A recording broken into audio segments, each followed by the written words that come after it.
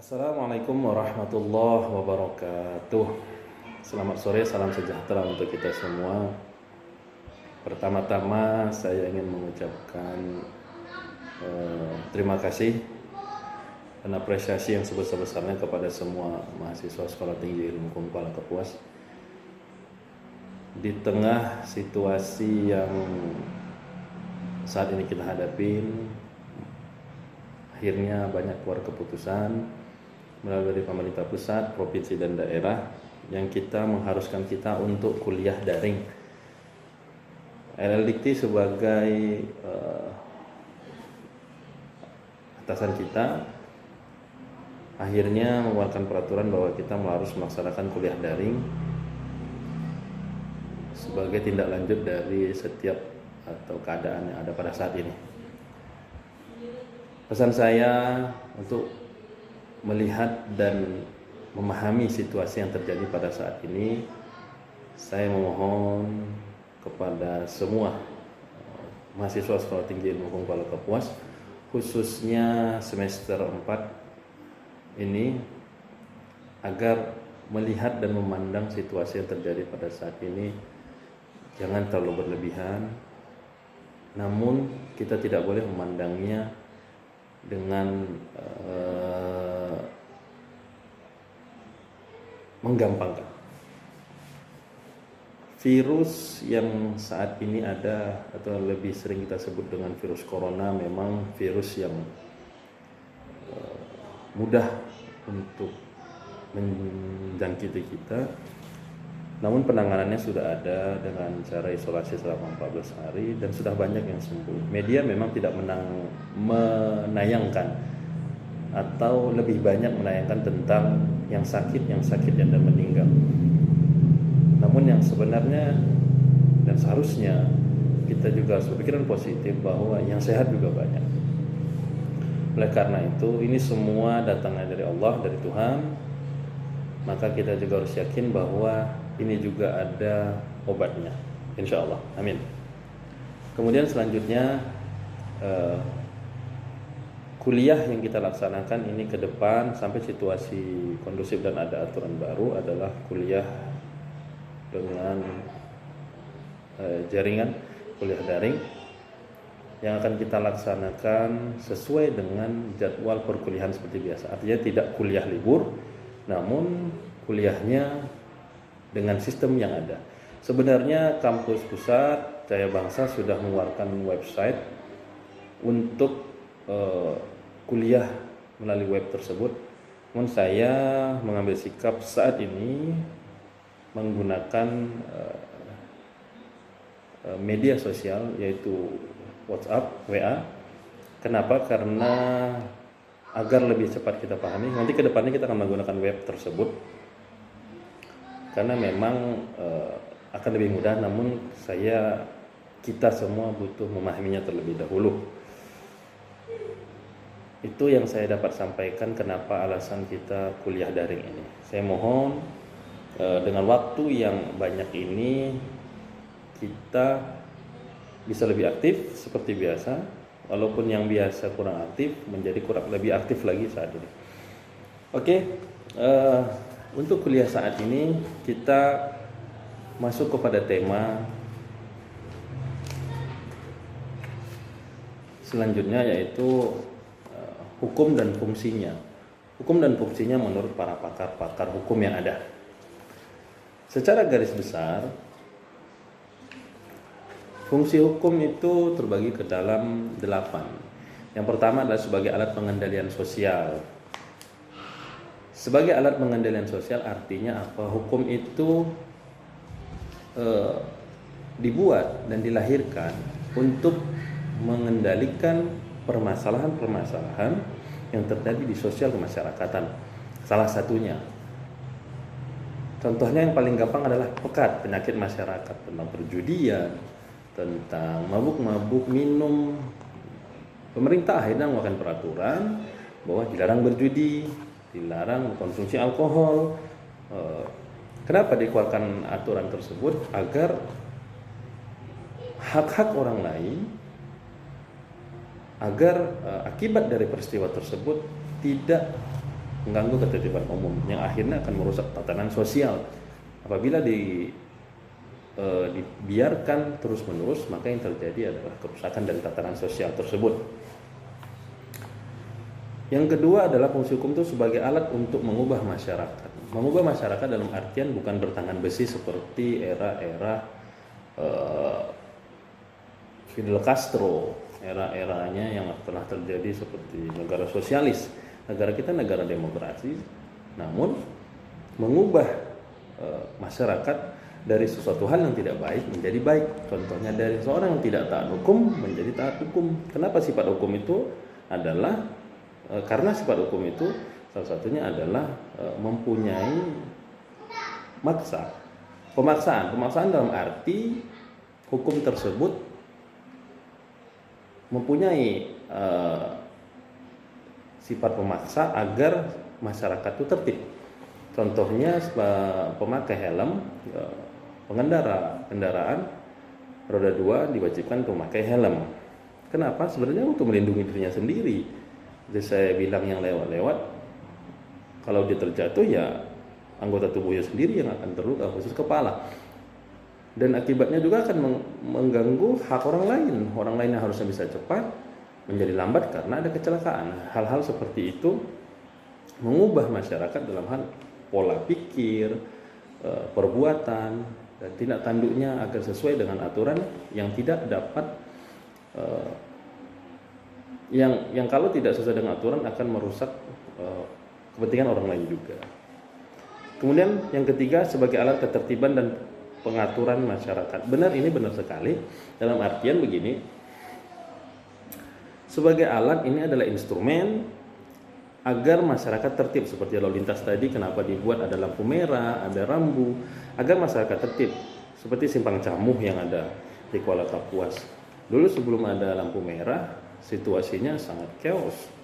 Walaupun tidak ada kecelakaan atau banyak kecelakaan yang kita tidak ketahui pada malam hari, tapi setelah ada lampu merah, kecelakaan tersebut semakin berkurang semakin hari. Artinya masyarakat tertib, yang mana lewat dulu, yang mana harus berhenti. Artinya sama-sama menghargai hak dan kewajiban. Ketertiban itu maksudnya seperti itu. Kemudian pengaturan masyarakat diatur untuk menjadi lebih baik dari yang tidak baik. Bukan sebelumnya saya katakan tidak teratur, tapi menjadi lebih baik dari sesuatu hal yang tidak baik. Sebaik-baik manusia adalah hari ini lebih baik dari hari sebelumnya, dan hari depan harus lebih baik dari hari ini. Kemudian yang keempat, sebagai sarana untuk mewujudkan keadilan sosial lahir dan batin. Ini adalah tujuan dari dibentuknya hukum. Sesuai dengan Undang-Undang Dasar kita, semua hal yang ada agar mentertibkan suatu keadilan sosial lahir dan batin. Tidak ada ketakutan di masyarakat. Seperti saat ini pemerintah harus mengambil peran lebih, walaupun sebenarnya sudah mengambil peran dalam hal menganalisa setiap berita. Jadi dikeluarkan aturan ITE agar orang tidak menyebarkan berita-berita yang tidak baik, hoax. Mengenai berita hoax ini saya sampaikan kepada semua mahasiswa agar berhati-hati menyebarkan berita, karena situasi sudah seperti ini, banyak aja orang yang mengambil untung dari setiap permasalahan, menyebarkan berita-berita yang sebenarnya tidak pantas untuk disebarkan, tapi tidak tahu alasan seperti apa. Padahal kecepatan jempolnya apabila tertangkap di penjara lebih lama hukumannya. Mengetiknya sebentar saja, akan tetapi proses hukumnya, nama baik keluarga akan lama hilangnya. Itu. Kemudian selanjutnya adalah sebagai sarana penggerak pembangunan. Ya betul. Sebagai sarana penggerak pembangunan artinya instrumen hukum akan dikeluarkan dalam hal APBN dan APBD. APBN akan dibentuk dalam undang-undang setiap tahunnya, perubahannya juga akan dibuat. APBD juga akan menjadi dari Perda. Setelah itu keluar menjadi payung hukum, maka dana-dana yang dari pajak dan dari hal-hal lainnya, dari PNBP, dari badan usaha milik negara atau badan usaha milik daerah, akan bisa digunakan untuk pembangunan yang ada di daerah. Pembangunan yang ada di daerah berefek kepada kesejahteraan yang ada di masyarakat kita semua. Yang selanjutnya adalah sebagai fungsi kritis dalam hukum. Memang semua aturan hukum itu tidak sempurna, tidak ada. Ada pepatah mengatakan lebih baik aturan yang sempurna atau penegaknya yang sempurna. Aturan yang baik atau penegaknya yang baik. Kalau berandai-andai dan harus memilih, saya lebih memilih kepada penegak hukumnya yang baik. Karena pada saat dia tidak menemukan aturan hukumnya, dia akan menggunakan hati nurani. Hati nurani tidak pernah bohong untuk mengatakan bahwa oh ini baik, ini tidak baik. Tapi aturan akan dipelintir oleh orang yang tidak baik untuk kepentingan dirinya atau golongan yang lain. Jadi di sinilah fungsi kita, fungsi hukum itu untuk mengkritisi seperti apa aturan-aturan hukum yang lain ada. Negara membebaskan mengeluarkan pendapat baik lisan ataupun tulisan dalam Undang-Undang Dasar, maka kita harus menggunakan instrumen tersebut. Mahasiswa menjadi ujung tombak dari setiap aturan hukum. Seperti saya bilang kembali, kalau saya ditanya secara pribadi subjektif, legislator itu harus mengetahui orang hukum, harus mengetahui tentang hukum. Saya menyarankan memang secara pribadi tidak menafikan mata jurusan-jurusan lain, memang kalau bisa dari fakultas hukum, agar yang memahami secara mendetail adalah fakultas hukum tentang pembuatan aturan-aturan tersebut. Seperti yang sering saya bilang. Tapi ini kembali lagi saya bilang ini adalah subjektif dari saya sendiri. Yang selanjutnya adalah sebagai fungsi pengayoman. Sebagai fungsi pengayoman, aturan-aturan hukum yang dibuat itu menjadi sebagai fungsi agar memberitahuan kepada masyarakat seperti apa dalam menjalankan kehidupan sehari-hari. Hukum di sini bisa hukum positif dan bisa juga hukum adat, hukum sosial, hukum agama. Artinya aturan-aturan tersebut bisa mengayomi, bisa memberikan ketenangan kepada masyarakat yang ada. Sebagai alat politik, kalau saya memandang sebagai alat politik benar sekali, tapi bisa juga digunakan dalam artian begini. Hukum itu memang harus dipisahkan antara hukum dan politik. Ada yang mengatakan hukum adalah ibunya politik, politik adalah ibunya hukum. Tapi saya menyatakan hukum sebagai alat politik dalam konteks legislator dan eksekutif. Legislator menggunakan kekuatannya, menggunakan haknya untuk membuat aturan secara hukum agar aturan-aturan politik dalam berpolitik itu bisa teratur. Intinya semua keteraturan dalam masyarakat. Kemudian selanjutnya ada juga yang mengatakan fungsi hukum itu sebagai asas moral atau asas keadilan yang bernilai universal. Benar sekali dalam artian begini, fungsi hukum itu sebagai asas moral untuk melihat sejauh mana etika masyarakat apabila tidak ada hukum dan ada hukum. Ada hukum, otomatis etika akan terbatasi, akan ada pagarnya, ada rambunya. Apabila tidak ada aturan hukum, maka yang terjadi adalah moral tersebut bisa kembali kepada zaman sebelum ada aturan hukum. Mungkin zaman batu yang aturannya adalah bagaimana hanya bertahan hidup. Oh, zaman sekarang kita tidak hanya bertahan hidup tapi bersosialisasi. Sosialisasi juga dengan aturan-aturan hukum yang ada di sekitar kita semuanya.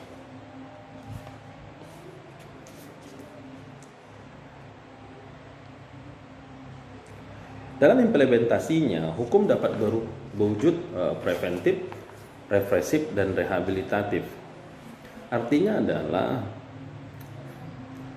hukum itu dapat bersifat pencegahan, preventif, kemudian represif dalam menangani kasus-kasus seperti tindak pidana teroris, kejahatan-kejahatan lainnya, dan rehabilitasi. Rehabilitasi contoh yang paling gampang adalah ada aturan hukum tentang pecandu atau pemakai narkoba atau obat-obatan seperti sabu-sabu yang 0,5, maka dia bisa mengajukan rehabilitasi di bawah itu. Itu tujuan-tujuannya. Kita tahu bahwa di Indonesia ini hukum ini campuran dari sistem barat, sistem agama dan adat. Sebagian besar yang dianut baik perdata maupun pidana, berbasis pada hukum Eropa kontinental, karena asas sejarah kita yang dahulunya dijajah oleh Eropa, oleh Belanda. Juga hukum agama yang karena sebagian dari kita adalah beragama Islam, maka dominasinya pada syariat Islam, lebih banyak pada bidang hukum perkawinan, kekeluargaan, dan warisan. Selain itu, Indonesia juga berlaku hukum adat dalam hal ini dikarenakan peraturan-peraturan setempat di masyarakat adat kita yang masih diakui, dan ini diwujudkan dalam Undang-Undang Nomor 5 Tahun 60 tentang agraria yang mengakui hak ulayat atau hak yang dapat dipersamakan dengan tersebut. Artinya apa? Negara ini mengakui hukum adat yang ada di negara kita sendiri. Oke, untuk kuliah hari ini saya mengasih pengantar seperti ini saja. Kemudian kepada mahasiswa, saya mohon untuk membuat suatu esai tentang hukum yang saya sampaikan tadi, tentang fungsi hukum secara garis besar. Tolong buat esai, tulis tangan, dan saya tunggu waktunya sampai jam 12 malam ini, jam 00 malam ini. Esai kemudian difoto kepada saya, kemudian setelah difoto nanti akan saya periksa. Setelah saya mohon pada pukul 18 sampai 17 untuk mengisi daftar absen. Kemudian boleh bertanya tentang materi kita hari ini. Boleh bertanya apa saja, tapi fokuskan pertama kepada materi kuliah hari ini. Begitu saja kuliah perdana daring ini dari saya. Mudah-mudahan apa yang saya sampaikan ini ada hikmahnya. Amin. Apabila ada khilaf kata, saya mohon maaf. Selamat sore. Assalamualaikum warahmatullahi wabarakatuh.